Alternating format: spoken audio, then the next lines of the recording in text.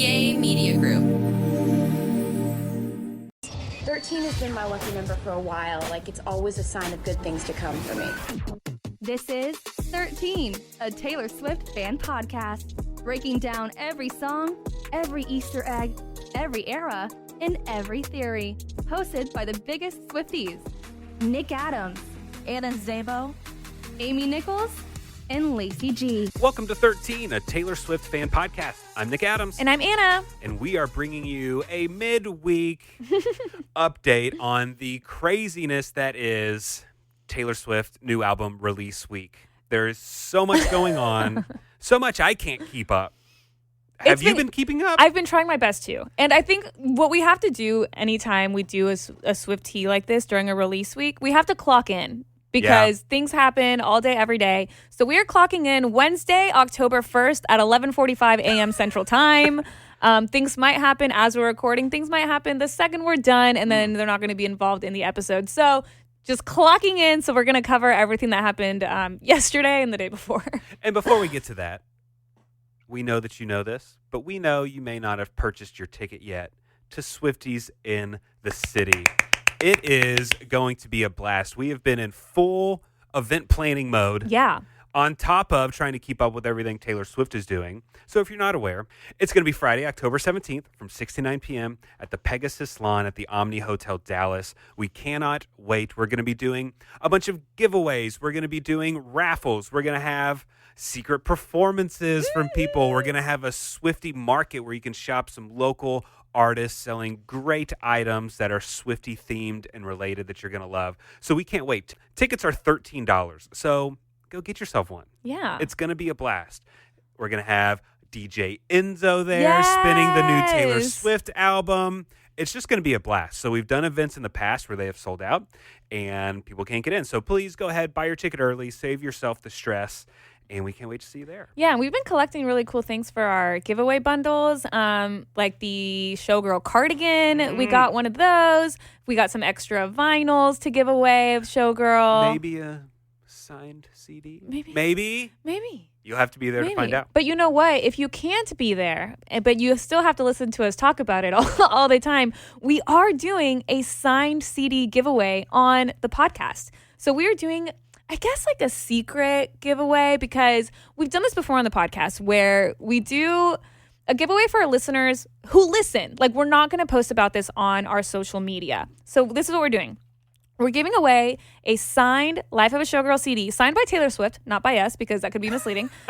Signed by Taylor Swift. All you have to do to enter is share our event, Swifties in the City. You can make a video on TikTok if you want. You can share one of our posts that's already on our Instagram. You can take a screenshot of something we've posted and share that on Twitter. Whatever you want to do, just share our event in some way on social media and use the hashtag Swifties in the City Secret Session. That's the hashtag that we're going to be tracking. Tag us as well, but most definitely use that hashtag because that's what we're going to be tracking.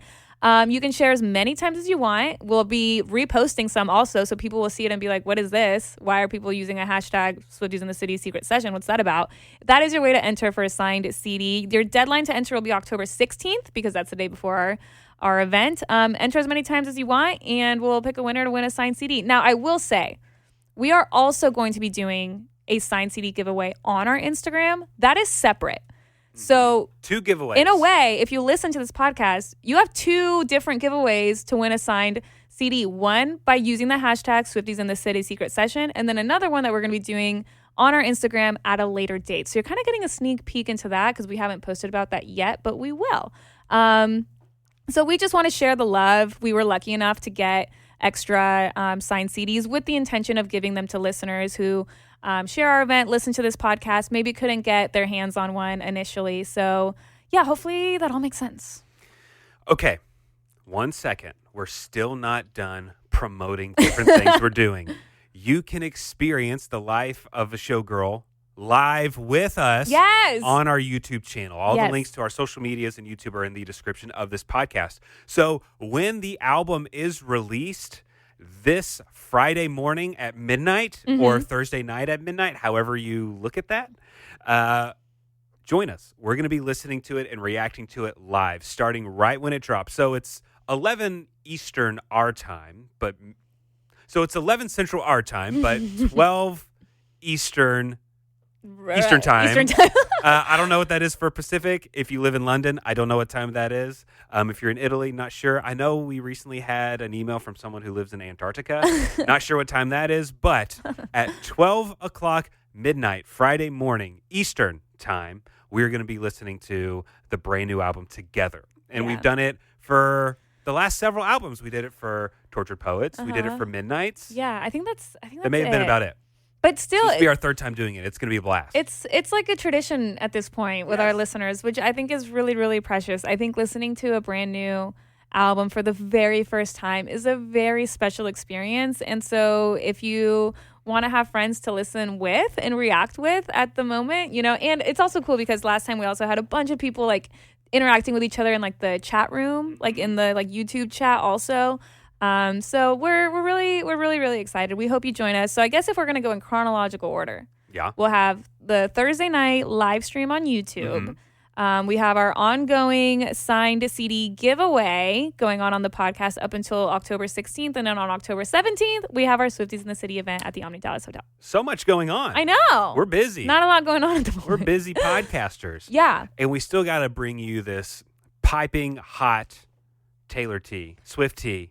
Oh my God. Okay. Where do we even begin? Being a SwifTEA during an album release week, it's the thing that I love about Taylor Swift is that she makes an album release an entire experience, an entire cultural experience. Like every single day, it's like we are on edge. There's something happening. So yesterday on Tuesday, September 30th, right? Not 31st, 30th. There was the Spotify The Life of a Showgirl pop-up event. And this is happening in New York City, so very jealous of any Swifties in New York, but very thankful for the Swifties in New York who were posting right away everything that was happening at the Spotify house. Yes. So at the Spotify house, there was like, you kind of walked in through these like orange, like pillars of light. The quote-unquote red carpet was actually teal, which I think is really, really cool. Why not orange? Because the ropes were orange. Yeah. You know? Because teal is like another color of the era. It's another aesthetic. Yeah, so like if you look at the pictures, the carpet was teal, and so was like the backdrop, the curtain backdrop, and then it was an orange that said "The Life of a Showgirl." So some of the things that we learned, there was a mirror that had "Keep It 100" on it, which, if you remember, that was Travis Kelce's caption on his photo dump.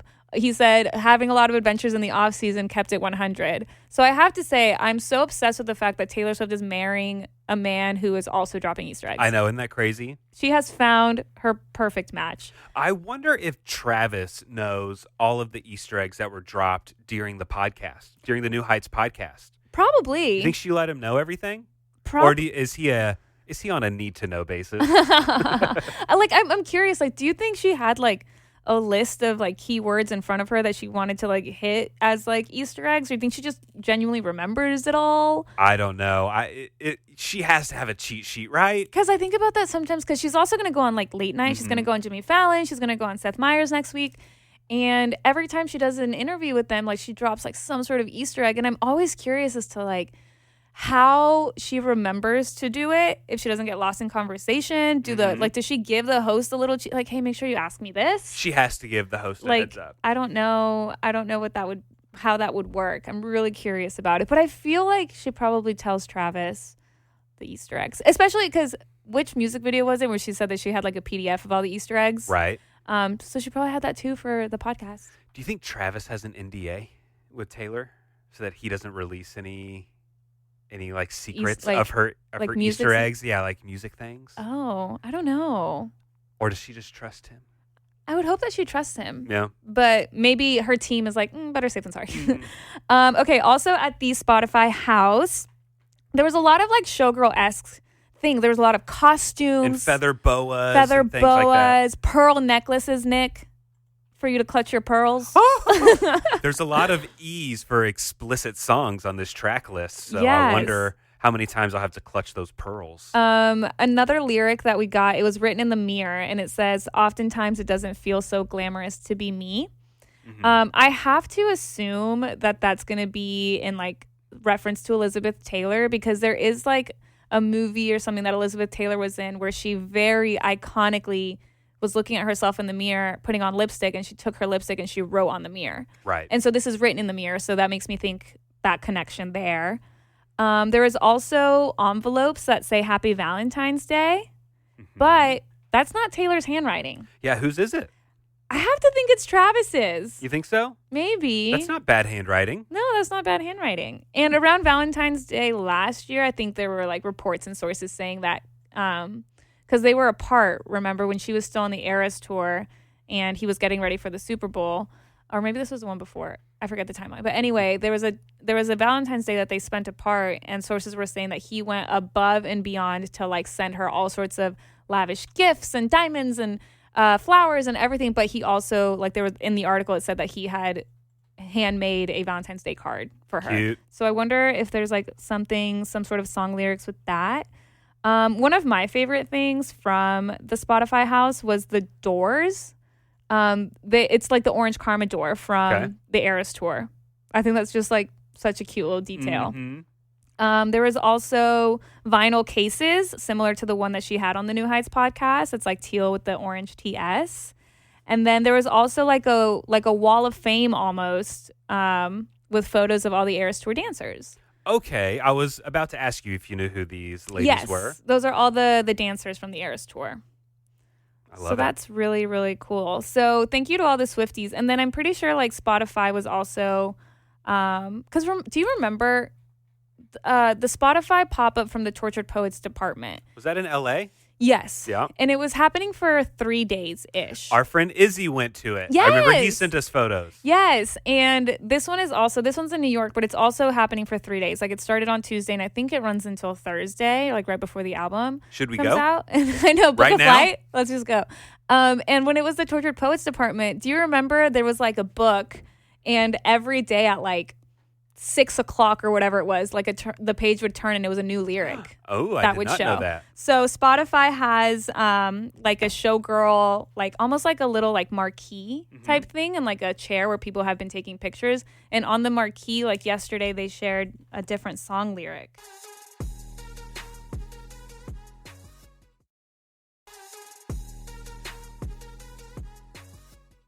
Okay, so on the marquee, it has a new lyric, and it says, "Everyone's unbothered till they're not." Everyone's unbothered until they're not. Yeah. Okay. So take that as you will. But yeah, super, super cool.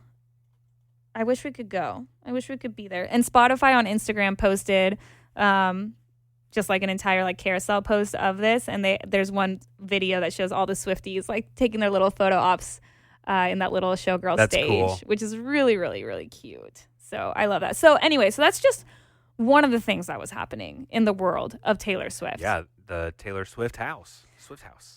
In the Taylor Swift house, yes. Also, online, Swifties noticed that if you take the track list of The Life of a Showgirl and you like type it out, because the way that Taylor has it, like on the back cover, it's kind of like, you know, like all spaced out. Like we've seen it. It's just kind of like boom, boom, boom, boom, boom, like whatever, pretty picture, everything. But if you take the track list and you center all of them, the shape of the text is the Eras Tour stage. Is this a coincidence? No. Or you don't think so? No. What are the odds that the track list would create the shape of the Eras Tour stage? Because she said that this album she wrote and recorded during the European leg of the Eras Tour. She already said that this is going to be kind of like a behind-the-scenes look at the Eras Tour. She wanted to like capture that entire moment in her life. Maybe she had the songs and maybe she organized the track list on purpose in that kind of way, but I don't think that's a coincidence. I think it's cheeky, you know? Like I think it's like a little nod. But it's also just interesting because at the very, very end of the Eras Tour, the last show in Vancouver, Taylor Nation said something about like the last key being left in Vancouver. So there's something with like the Eras Tour stage being a key of some sort. Maybe it's like going to unlock the life of a showgirl, because also remember when we first heard about it, it was like an orange lock was like the visual. So it's all somehow connected somehow, for sure. It's all somehow connected. But wait, Nick. What? Is There's there more? But wait, there's more. Okay, so I personally am a Spotify user. What about you? Same, Spotify. Yes, and I believe Lacey and Amy are also Spotify users. Just by coincidence, we're all exclusively Spotify. You would think Amy would have Apple Music because she's just like typically different. Though, also breaking news, Amy got an iPhone. She got an iPhone. It's pretty wild. Amy got an jarring, iPhone. Shocking. Suddenly her texts were blue. What happened? And she didn't mention it. No. She didn't say anything. Suddenly we just like noticed that the texts were blue. I bet she's had it for like a month and just hadn't told us. Probably, which is insane. But anyway, so we all have Spotify, but there were Swifties who have Apple Music that noticed that on Apple Music, the cover to The Life of a Showgirl was cracking. And the cracks, if like they were very similar to, and like you really, I'm sorry, to be listening to this episode, you have to speak Swiftie. For sure. The cracks, like take the sentence like out of context. The cracks on the album cover looked like the cracks from the Eras tour when she performed Delicate. Okay. And she would like step on the stage. Step on the stage and it would splinter her out. Yes. So it looked like that, but behind the crack, to me, it looked like purple glitter. Mm-hmm. The purple glitter that we have seen with this era, but also the purple glitter from like the Anti-Hero music video. Some people were saying that the glitter looked black. Me personally, I thought it was purple, but I could be wrong. But then the Apple Swifties also noticed that there were certain songs on Reputation where on the lyrics there were certain letters that were capitalized. So it was a puzzle to solve. Mm-hmm. And it just so happened to be that all of the songs that had capitalized letters, they were all songs that were produced by Max Martin, which we know will be a part of Life of a Showgirl. Yes. So it ended up, Swifties were so fast, like it was actually crazy. The lyrics unscrambled to say they don't make loyalty like they used to. So that's most likely another lyric. Yep. To a song on Life of a song. Showgirl. And so I'm curious if, I mean, obviously there's been a lot of references and tie-ins to Reputation with the Life of a Showgirl era. So I'm curious if like if that in itself is a hint because there is going to be some sort of connection to the Reputation album, or if in the next few days it'll happen again, but it'll be like Max Martin songs from 1989 or Max Martin songs from Red. You know what I mean? Guess we'll have to like wait and see. But do you think The Life of a Showgirl is in some way tied to Reputation? Maybe. It could be. Mm-hmm. But I'm also not so deep into all of the theories on it to completely see all the connections. It could be, but I think whatever she does, you know, let's say she's going to release these Reputation Vault tracks at some point. I've seen some people talking about maybe she'll just be releasing the Vault tracks as well. I don't think so. You know, we're focused on Showgirl. Mm-hmm. And I don't think she would lump in Reputation into any of this. Maybe some hints, maybe some invisible strings back and forth. To Reputation, but I don't think we're going to get any Reputation Vault tracks or anything like that. I think we will eventually. Eventually, but not right now during this promo. Yeah, and our other episode that posted this week, it was Lacey, Charity, Eden, and I. So, Nick, you weren't there when we recorded, but this kind of came up, and I still kind of feel like, in case you missed that episode, but I feel like when we do get the Reputation Vault tracks, she will call them the Reputation Vault tracks. Like, I don't think she would take those songs and rebrand them as Life of a Showgirl. You know what I mean? Like, there's so much like drive and want for those tracks that I don't think she would miss the opportunity to be like, this is what you want, this is what you've been asking for. You know what I mean? Yes, and also just purely from a business standpoint, not an art standpoint, there's too much money to be lost by combining things and shoving them into this. No, you're going to do that separately, because when you do that, Reputation is going to go number one again. Yeah. And then you can have different Reputation merch, and then you can have different sales of different things, you know, for that. So she's not going to roll it all into one. And there could certainly be hints to it. Sure. And, you know, we're going to allude to different things just to keep the Easter eggs going. But yeah, and I do think that there is like some artistic tie with Showgirl and Reputation. Like, I almost wonder, I think we'll have a lot of our questions answered very soon, which is really nice.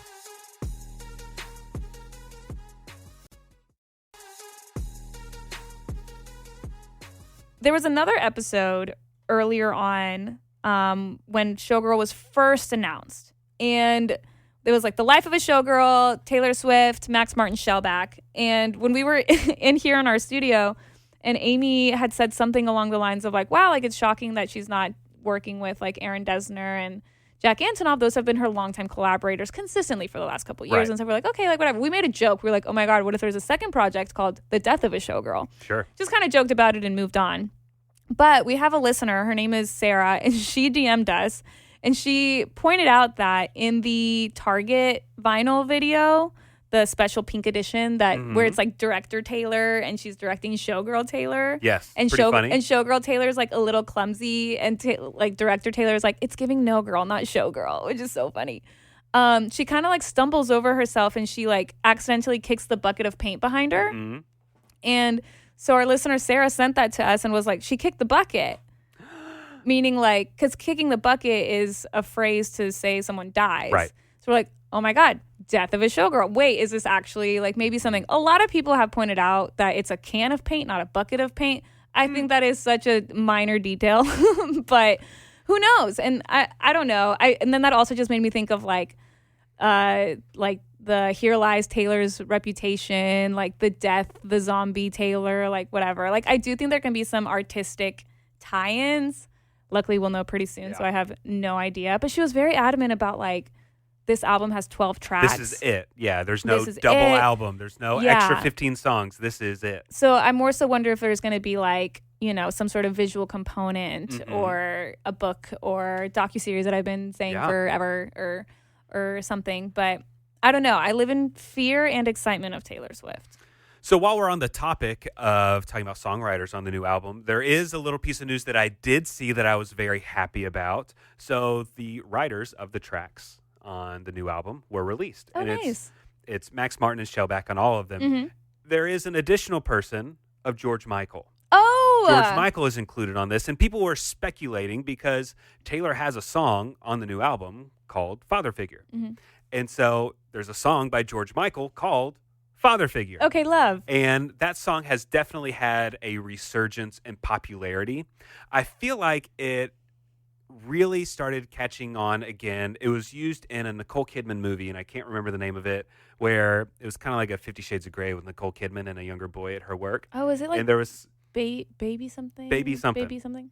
And that was used a lot in the promotion and stuff like that. I will be your father figure. It's a great pop song. It's so good. It's from the 80s. And anyways, Taylor Swift now has this title. And so, yes, it was revealed that she included George Michael as a songwriter on this album. And so TMZ spoke to George Michael's ex-partner. George Michael has since passed away, has been for several years. And Kenny said that he heard about a possible interpolation. Okay. Which is something that we've talked about before on this podcast. Yeah. And that George Michael's song could be used on here. And he said that George Michael would loved to have been featured and included on an album like this. And so Taylor has done this before on Reputation with Look What You Made Me Do. Yeah. She gave credit to the songwriters of I'm Too Sexy, which is the band Right Said Fred, for Look What You Made Me Do. So she's giving credit where credit's due. She's had some legal issues before from people not crediting her on when they are using, they're interpolating her music. So she's spreading the love. So other than George Michael, Sabrina Carpenter is the only other artist featured on this album. So that's should be really interesting cool. to hear. So it should have a father figure vibe or cadence or something, nods to that song and how that song is sung. So I'm excited to hear that one. That'll be really cool because I think I also saw that George Michael's estate is like very particular about. I'm sure he's a very popular artist, and there's a lot of people that want to use his music, and especially posthumously. After someone I never know how to say that word. Yeah. After someone passes away, then it gets a little dicey. Like, who does make the call on this? It's his estate, and so the estate has to really be very picky about things because they want to honor the person who's passed away. They don't want to just give the rights away willy-nilly, no matter what. Yeah, so they sure. got to be picky on things. So for sure, it'll be exciting. Another question for you, Nick, because something else that we got in the last few days was the official calendar release timestamp for Life of a Showgirl. Taylor Nation. And you know what? I'm really glad because when we heard that Taylor was going to be on, first we heard that she was going to be on Jimmy Fallon. We're like, okay, awesome. And then we heard she was going to be on Seth Meyers. We're like, okay, sweet, like all this stuff. And then she's going to be on Graham Norton. And I was like, can somebody like put this all in one calendar so I don't miss anything, so I know what to watch? And for Midnights, we had like a calendar. And then she did it again for Tortured Poets. And so I was kind of waiting. And so Taylor Nation posted the time card of a Showgirl, which also makes me think that there's not going to be anything else announced as far as like interviews or press or anything like that. Right. So on Friday, October 3rd, 12 a.m. Eastern, the Life of a Showgirl album releases at Stream. We also have the Target Midnight Shopping to be the first to get the Crowd Is Your King vinyl. I pre-ordered mine online. And then at 3 p.m. Eastern is the official release party of the Showgirl premiere. That's the theatrical release that we get to see the Fate of Ophelia music video premiere and the lyric videos to all the other songs and a cut by cut by Taylor on the music video as well. And then Friday at 10:40 p.m. Eastern is the Graham Norton show, which I do appreciate that because I know that is a show that's overseas, so I didn't know what time zone. I also don't know how to watch that, actually. I'm positive it airs on something in America, but I don't know. So if anyone knows, please let us know. But that show also does a really good job of posting things online, so they'll definitely make sure that we see it. For sure. Yeah. So then Saturday, October 4th, it still kind of is like the official release of the Showgirl in theaters because that's from the 3rd to the 5th. But then Saturday at 7, and I say 7 because it is aligned perfectly with 7 p.m. the next day. But there's a time card punch at 7 p.m. Eastern, and it just says standby. Mm-hmm. What do you think that could be? I don't know. We were talking before about this, and we were talking about somehow Sabrina Carpenter came up. Sabrina's going to be playing ACL that night. Yeah. She goes on stage from at least a calendar that I found. She goes on stage around 8:30 Central Time, local time. So that doesn't necessarily jive with 7, but 7 p.m. Eastern? No, that would be 6. That'd be that'd be 6 p.m. Okay, so I don't know. Could Taylor perform her song with Sabrina Carpenter? I don't know. And, right now we don't have a lead single, but she is going to be releasing the music video for The Fate of Ophelia. Yes. So if she's putting all of her promo behind The Fate of Ophelia, like, I guess that'll be the lead single, right? Mm-hmm. Would she then perform a different song with Sabrina Carpenter? Is that confusing the publicity to introduce another song? I don't know. Or is this just a really fun opportunity for her to be at a giant festival with a giant artist? That could be fun. That could be really, really cool, especially because that's something she has shown up at other artists' like stages before. Yeah, she's done Coachella. Remember when she hung out in the front row of Coachella? Yeah, but she was just cool. there. She was just there. No, yeah, she did show up on stage with Haim. Uh-huh. She showed up on stage with Bon Iver once. Kane Brown. Kane recently. The 1975. Sure, that happened. But this would be the first time that she does it in a festival. So that would be really cool. And we know she loves a festival. She wanted to do her own festival. Yeah, and that just didn't happen. Then there was also the idea of SNL because Saturday night is the 51 season premiere of SNL and Bad Bunny is the musical guest, but then it kind of still goes along with SNL isn't on until like 10 or 11 p.m. at night. Yeah. So that wouldn't line up with the 7 unless it's like an announcement, like tune into SNL, that would be pretty crazy. Yeah, they could announce that she'll be the musical guest in a couple weeks from now. That'd be cool. It could also be merch. We haven't gotten any Showgirl merch except for the orange cardigan at this point, at time of recording, Wednesday, October 1st. But then if you want to go absolutely crazy, come on. Something else that we had talked about off air was Vegas residency. This lends itself to doing something Vegas-y. For sure. Showgirls, that is Las Vegas. Yeah. That is what Vegas has been known for a long time is Showgirls. Yeah. And so it would make sense. They have the Sphere. Taylor Swift. The Sphere was made to have Taylor Swift perform 100%. The architects made it for Taylor. U2 and the Eagles are great. The Sphere is made for Taylor Swift. Backstreet Boys, wonderful. They're my favorite boy band. They did a great job. The Sphere is made for Taylor Swift to perform there. How much would I pay to see Taylor Swift at the Sphere? It would be embarrassing for me to tell you how much I would spend to go there. Straight up going into debt. And so that would be cool. That would be neat. And Vegas is crazy. not. Vegas used to have a kind of a cheesy, like, you almost look down on people that had a Vegas residency, but Adele's doing it, Bruno Mars doing it, Lady Gaga's doing it. Harry Styles did Harry it. Styles did it. It's not looked down upon. Wait, did Harry Styles do it, or did I just make that up? I don't know. It's not frowned upon anymore. So her doing a Vegas-themed thing would be kind of cool. Maybe that can hold us over until an actual tour at some point. Yeah, and I kind of first had that thought when we found out she was going to be on Jimmy Fallon, because his promo video for Taylor was like very Vegas-y, like had like the Showgirls, had the, what's it called? Roulette, I believe, or something where you put the numbers. Like it just gave Vegas. We're like, okay, maybe Vegas residency. And like you said, it lends itself to it. If she does that, the thought of getting tickets is so stressful. You know, she would have to do 20 dates spread out over 3 months, you know. And there would have to be like, if you're going to enter to buy tickets, there has to be like trivia questions. You know what I mean? Like we need to keep the scalpers and the bots out. This needs to be like a SwifTEA only experience. Yeah. But that's a thought also for the whole standby thing. I have no idea. And then other people were saying like maybe it just literally means like standby. Like there's nothing that day because it's after the album comes out, before the music video hits YouTube. I don't know. But the good thing is we don't have to wait very long to find out. It'll be here before, you know. Is there anything else that's going on in the SwifTEA world? I guess I can just open Open Twitter. Open Twitter real quick, and let's take just a quick gander. Oh, actually, yes. New lyric from The Life of a Showgirl revealed at the Spotify Experience. You want to take a skate on the ice inside my veins. That's cold-blooded. Wow. Ice inside your veins. That's a cold-blooded person. You want to take a skate on the ice inside my veins. And that is written on a napkin. Okay. But look at that.